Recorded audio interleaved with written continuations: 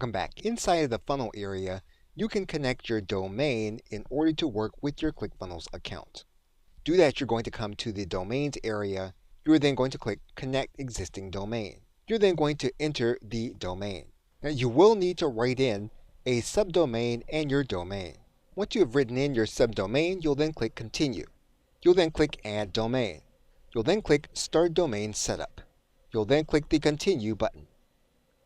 In most cases, ClickFunnels will detect where your domain is hosted.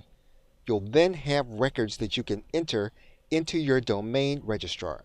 Once you've entered these elements, you can then click that you've added the records. You can then click Continue. And your domain name will then be configured with ClickFunnels for you to use with your site. You'll then click Done. You'll typically have a propagation period that may take up to 48 hours for your domain name to be connected fully with ClickFunnels. Okay, so with that, thanks, and I will see you in another video.